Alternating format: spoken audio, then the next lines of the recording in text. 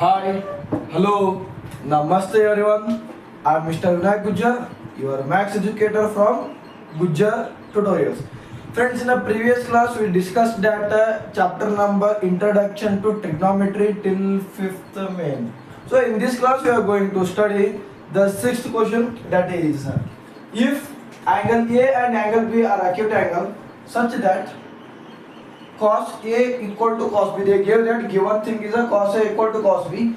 We need to show them that, or we need to find that angle A equal to angle B. Understood? So first thing will be we need to draw the right angle and the triangle. Sir, first right angle triangle na draw ಮಾಡಿದೆ. So A B C. Understood? Sir, can I write B here? No. Why? A, B, C also we can write, because in previous question we wrote that B here, not here. A, B, C like that I wrote. But here I wrote A, B, C like this. Why, sir? What's the anything difference is there here? ಏನಾದರೂ difference ಆಯ್ತಾ? ಈ question ಅಲ್ಲಿ ಹಿಂಗೆ ಬರೆಯೋ ಬದಲು ಹಿಂಗೆ ಯಾಕೆ ಬರ್ದ್ರಿ sir? So ಏನು ಫೈಂಡ್ ಔಟ್ ಮಾಡ್ಲಿಕ್ಕೆ ಹೇಳಿದಾರೆ ನೋಡ್ರಿ. angle A equal to angle B. ನನಗೆ angle at A ಮತ್ತು B ಬೇಕು. We need angle at A and B. ಇಲ್ಲೇ B ಇತ್ತಪ್ಪ ಅಂದ್ರೆ angle at B ತೋರಿಸ್ಲಿಕ್ಕೆ ಬರೋದಿಲ್ಲ ನನಗೆ. ಯಾಕಂದ್ರೆ angle ಈಗ ಅಪೋಸಿಟ್ ಆಗಿರೋದು ಅಪೋಸಿಟ್ ಸೈಡು. ಇಲ್ಲಿ ಏನಾದರೂ angle ಆಗಿದ್ರೆ ಅಪೋಸಿಟ್ ಆಗಿರೋದು ಅಪೋಸಿಟ್ ಸೈಡ್ ಬರೋದಿಲ್ಲ ಸರ್. 90 ಡಿಗ್ರಿಗೆ ಅಪೋಸಿಟ್ ಇರೋದು ಯಾವುದು? hypotenuse side. ಅರ್ಥ ಆಯ್ತು? For that reason we won't mention B here. Instead of here we can write A or B or A or B. ಈ ತರ ಎಲ್ಲಾದರೂ ಬರ್ಬೋದು. 90 ಡಿಗ್ರಿ ಇದ್ದಲ್ಲಿ ಬಿಟ್ಟು A ಮತ್ತು B ಬೇರೆ ಬೇರೆ ಕಡೆ ಬರ್ಕೊಂಡೆ. ಅರ್ಥ ಆಯ್ತು? First thing we need to mention angle A. ಇಲ್ಲೇನಾದ್ರೂ angle A ಆದ್ರೆ ಅಪೋಸಿಟ್ ಆಗಿರೋದು. ನನಗೆ ನೀವು ಅಪೋಸಿಟ್, ನಿಮಗೆ ನಾನು opposite. So this will be opposite side and this will be adjacent side. This will be hypotenuse. ಅರ್ಥ ಆಯ್ತು ಅಂತ ಅನ್ಕೊಂತೀನಿ. ದೆನ್ ಇನ್ನೊಂದು ಟ್ರಯಾಂಗಲ್ ನ ಈ ಕಡೆ ಹಾಕಿ.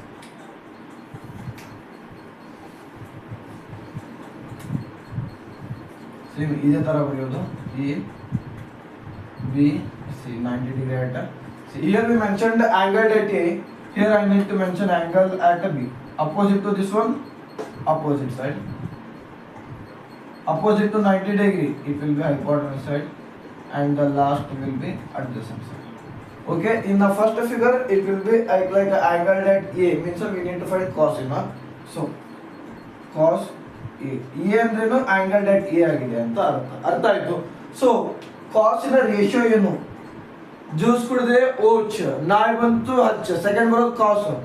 ಸೊ ಹಚ್ ಅಂದ್ರೆ A by H. A ಅಂದ್ರೆ adjacent to H ಅಂದ್ರೆ hypotenuse. ಅರ್ಥ ಆಯ್ತು? adjacent ಏನಿದೆ ನೋಡ್ರಿ, AC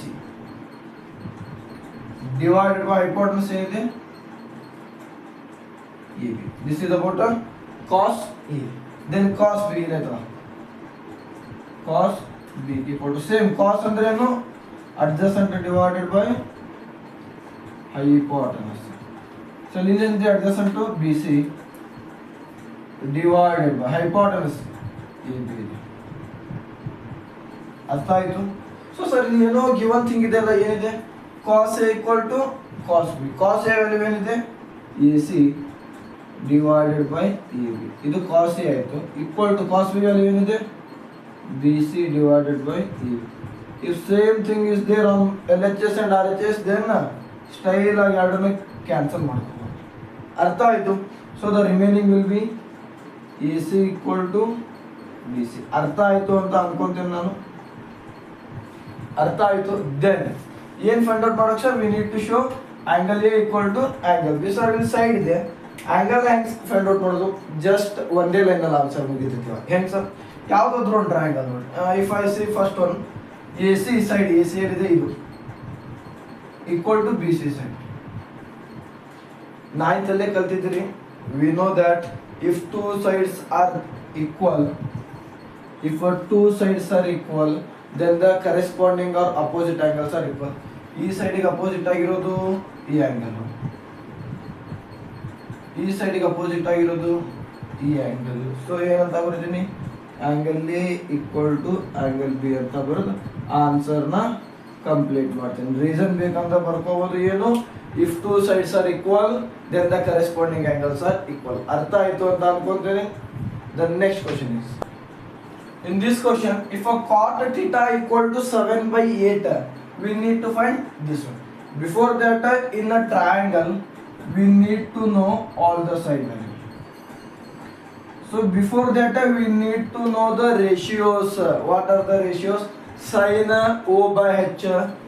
Sir, we know that sin equal to O by H, cos what A by H, then the tan O by A. Then we know the reciprocals. Cot is a reciprocal of tan. Tan means opposite by adjacent. Cot means adjacent divided by what? Opposite. Adjacent divided by opposite. Okay. So they didn't mention any angle. We only need to mention the angle A, B, C. If I mention angle at A, so this will be opposite side, adjacent side, and this will be hypotenuse side. Okay. So they gave two values here, opposite and the adjacent. Adjacent value will be 7 and the opposite value will be 8. We need to find the hypotenuse. How to find the hypotenuse side? In a right angled triangle, if we know two side, how to find the third side? ಮೂರನೇ side ಹೆಂಗೆ sir find out ಮಾಡೋದು? ಯಾವುದು? Pythagoras theorem ತಗೊಳ್ಳೋದು. So we know that the formula of Pythagoras, hypotenuse square equal to opposite square plus adjacent square. Hypotenuse value we don't know, so we'll write AC square equal to opposite square will be 8 square plus the 7 square. So AC square equal to 8 square 64 plus 49. AC square equal to 64, 60 plus 40, 900, 100 plus 9, 109, 109 plus 4, 113. AC square equal to 113. Then what about AC value? Root of 113. Why sir? Because 113 is not the perfect square. ಅರ್ಥ ಆಯ್ತು ಅಂತ ಅನ್ಕೊಂತೀನಿ. Okay, so this will be 113. Now we got all the three sides. So what we need to do? We need to solve first sub question. What is the first sub question? 1 plus sin theta into 1 minus sin theta. Just repeat ಮಾಡಿ 1 plus sin theta 1 minus sin theta. 1 plus sin theta 1 minus sin theta. ಯಾವುದೋ formula ಇದೆ. ಯಾವ formula ನೋಡ್ರಿ ನೆನಪಾಗುತ್ತೇನೋ? 1 plus 1 minus 1 plus 1 minus ಅಂದ್ರೆ a plus b, a minus b formula ನೆನಪಾಯ್ತು. That is equal to a square minus b square. Formula ನೆನಪಿದೆ ಅಂತ ಅನ್ಕೊಂತೀನಿ. 1 plus sin a plus b, this will be a b, a plus b, a minus b, a plus b, a minus b ಏನಾಗುತ್ತೆ sir? a square minus b square. a ಅಂದ್ರೆ 1 ಇದೆ, so 1 square minus b square ಅಂದ್ರೆ sin square divided by same a plus b, a minus b, again a square minus b square. ಅರ್ಥ ಆಯ್ತು ಅಂತ ಅನ್ಕೊಂತೀನಿ. Understood? Next thing sir, 1 square ಅಂದ್ರೂ ಒಂದೇ, 1 ಅಂದ್ರೂ ಒಂದೇ. ಸೊ ಒಂದೇ ಅಂದಾಗ ಏನು ಬರ್ತೀರಿ? 1 ಮೈನಸ್ ಸೈನ್ ಸ್ಕ್ವೇರ್ ಥೀಟಾ. ಮತ್ತು ನೀವು ಸೈನ್ ಸ್ಕ್ವೇರ್ ಅಂದ್ರೂ ಒಂದೇ, ಸೈನ್ ಅಂದ್ರೂ ಒಂದೇ ಅಲ್ಲ. Sine is different, sine square is different. Divided by 1 ಅಂದರೆ 1 square minus cos square theta. ಅರ್ಥ ಆಯ್ತು ಅಂತ ಅನ್ಕೊಂಡೆ. So we know the identity sin square plus cos square equal to 1. Then we know some identities here. Sin square plus cos square equal to 1. Then 2 more identities, CC, ST. Cosec square minus cot square equal to 1. Sec square minus tan square equal to 1. We need to use that one. ಇಲ್ಲಿ ಯಾವ್ದು use ಆಗುತ್ತೆ ನೋಡ್ರಿ? 1 minus sin square, 1 plus 1 minus cos square. So if I send sin that side, sin ಏನಾದ್ರೂ ನಾನು ಈ ಕಡೆ ಕಳಿಸಿದ್ರೆ ಏನಾಗುತ್ತೆ? ಪ್ಲಸ್ ಸೈನ್ ಇರೋದು ಮೈನಸ್ ಸೈನ್ ಆಗುತ್ತೆ. So cos square equal to 1 minus sine square. ಅಂದ್ರೆ 1 ಮೈನಸ್ ಸೈನ್ ಸ್ಕ್ವೇರ್ ಅಂತ ಏನಂತ ಬರೀಬಹುದು? Cos square. ಅರ್ಥ ಆಯ್ತು? ಅಂಡರ್ಸ್ಟುಡ್? ದೆನ್ ಡಿವೈಡೆಡ್ ಬೈ ಇದೆ ಕಾಸ್ ನ ಈ ಕಡೆ ಕಳಿಸಿದ್ರೆ sine square equal to 1 minus cos square. 1 minus cos square means sine square ಅಂತ. Understood? Then we know that cos sin by cos means tan. ಇಲ್ಲಿ cos by sin. Sin by cos ಅಂದ್ರೆ tan. ಉಲ್ಟಾ ಇದೆ ಅಂದ್ರೆ tan ಉಲ್ಟಾ ಯಾವುದು? cot. So cot square theta. ಅರ್ಥ ಆಯ್ತು? cot square theta, cot value will be 7/8. That is 7 square divided by 8 square. ಅಂದ್ರೆ 49 divided by 60. ಅರ್ಥ ಆಯ್ತು? ಸರ್ ನಾನು ಡೈರೆಕ್ಟ್ ಕಾಟ್ ಇತ್ತು ಇದೆಲ್ಲ ಯಾಕೆ ಯೂಸ್ ಮಾಡ್ಕೊಂಡ್ರೆ ಸುಮ್ಮನೆ ಯಾಕೆ ಸಾಲ್ವ್ ಮಾಡಿದ್ರಿ ಇದೆಲ್ಲ ಇಲ್ಲಿವರೆಗೂ ಮಾಡಿದ್ದು ಸುಮ್ಮನೆ ಟೈಮ್ ವೇಸ್ಟ್ ಅಲ್ಲ. So to solve this question many methods are there. ನಾನು ಯೂಸ್ ಮಾಡ್ಕೊಂಡಿದ್ದು cos square divide by sine square ನ ಕಾಟ್ ಸ್ಕ್ವೇರ್ ಅಂತ ಅನ್ಕೊಂಡೆ. Or else sir we can solve this ಈ ತರನು ಸಾಲ್ವ್ ಮಾಡಬಹುದು. ಯಾವ ತರ ಸರ್? ಕಾಸ್ ಅಂದ್ರೆ ಏನು? A by H.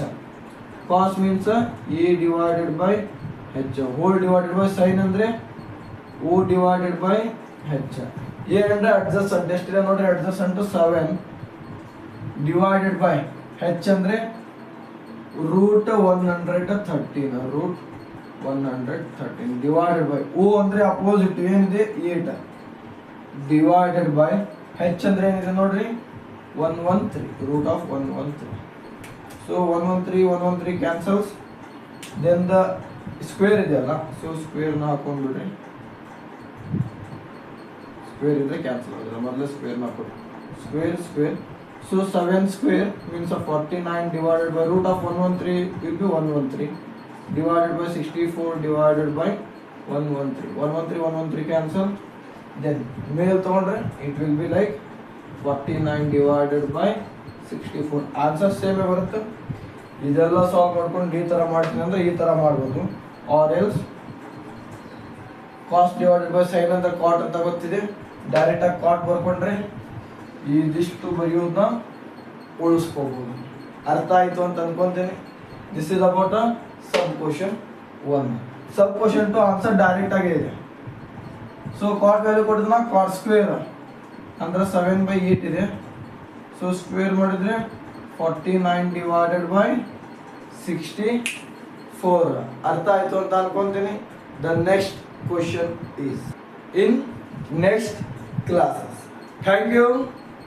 Bye bye.